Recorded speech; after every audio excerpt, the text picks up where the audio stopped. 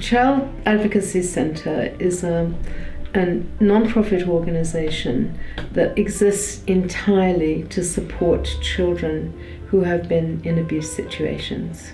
It's a home. It's a home away from their home. What we're able to do is to give an abused child a safe place in which they can tell their story, and they only have to do it once. They don't have to go to the hospital. They don't have to go to social services. They don't have to go to the police station.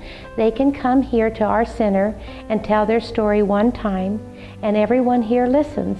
When a child enters our front door, the first thing we do is try to desensitize them. They play games, they play with stuffed animals. We try to get them as relaxed as they possibly can be, and their parents. We're that safe landing zone when everything's kind of going crazy.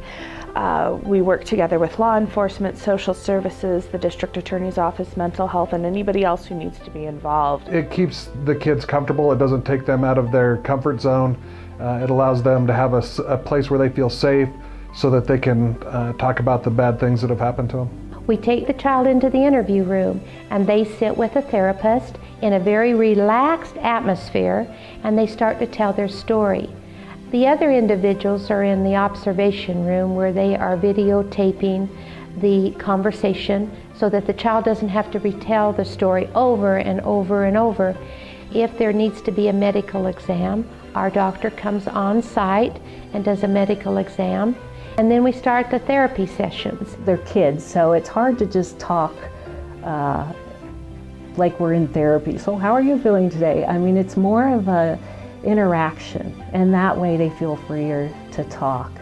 And so I have sand tray therapy, which is very symbolic of what they're going through. They don't really understand that, but they will build their own little world, and it will consist of figures that might promote safety to them, like walls or fences, and then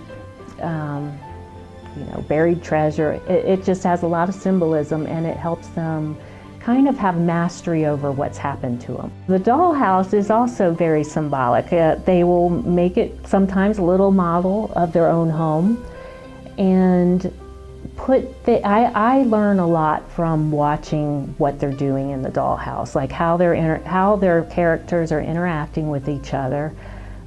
Tells me that this is what they know from home, and then sometimes they will act out, that what's happened to them with the trauma. But again, they will have mastery over what they're doing, and that helps them feel a little more secure. And it also, it's a way that they can express themselves even to me without feeling so vulnerable. It's about moving forward and coming up with better coping skills, better ways of looking at the world around them. The ultimate goal is for them to be able to tell the story and get to a place where they don't feel like this thing that happened to them is what they're about now, is that I'm this trauma, that this thing is separate from who they are, and that they're still a person, and they can put it aside by telling the story, by not being afraid, by getting it out there and knowing that, okay, I can release this now. And for them to feel like they have taken ownership over this whole process of being healed through this.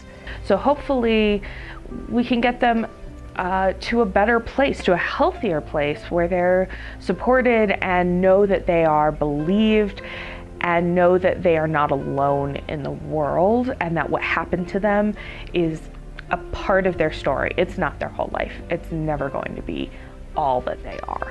It's out in the open, and it's not this hidden secret anymore, and they feel empowered. The ultimate goal is to feel empowered, to be able to tell the story, and to be able to be done with it and then go back to life.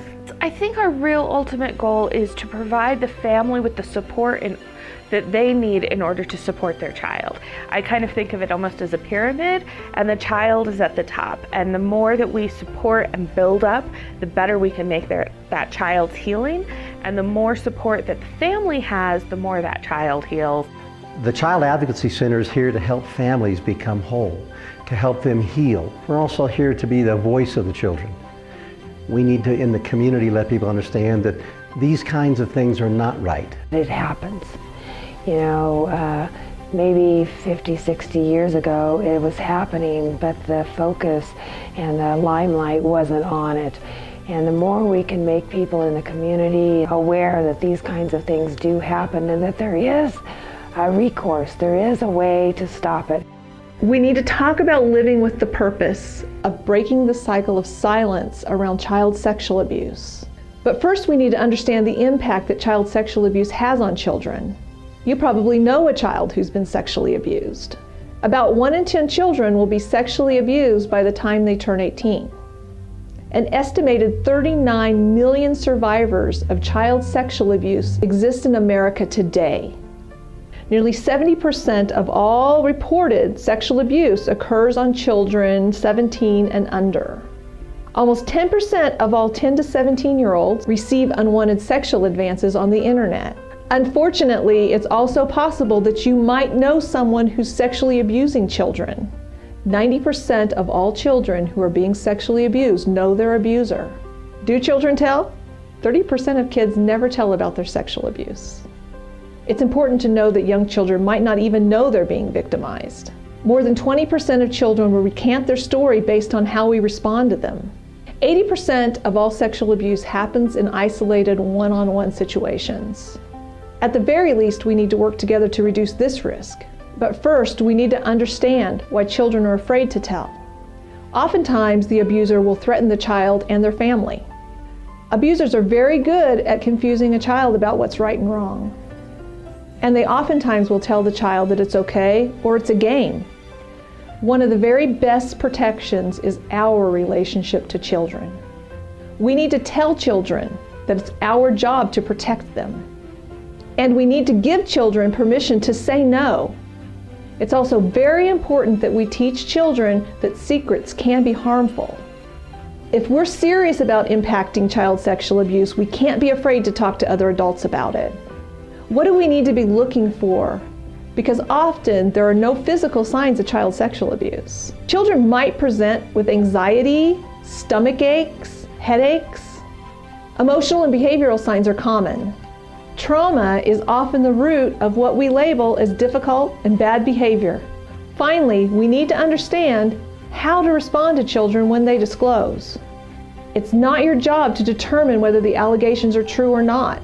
Act on your suspicions. When a child chooses to disclose to you, be prepared to listen.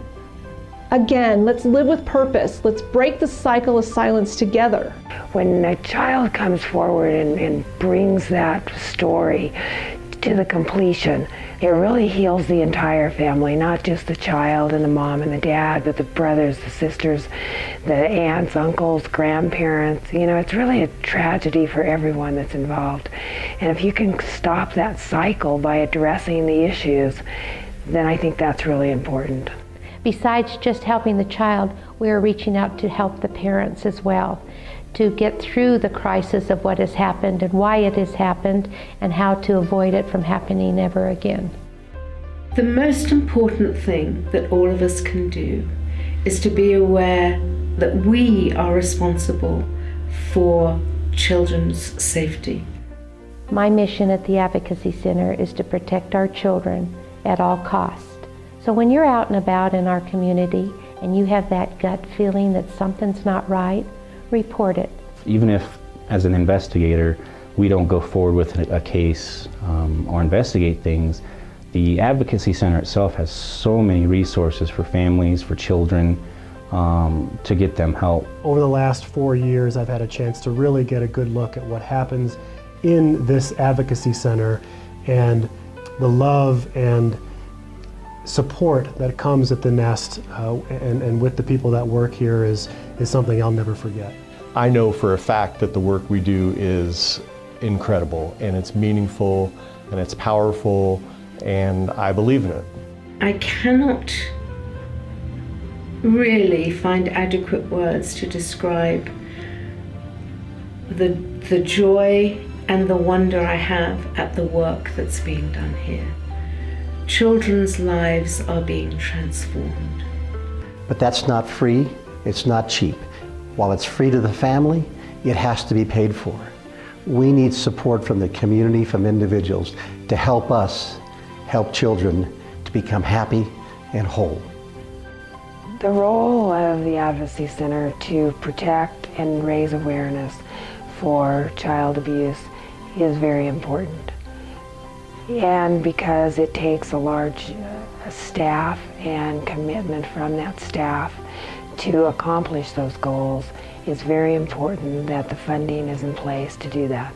We get some of our funding from grants, and a lot of our funding comes from independent donors that provide that support for us. Please step up and help us help our children be safe and whole and healthy.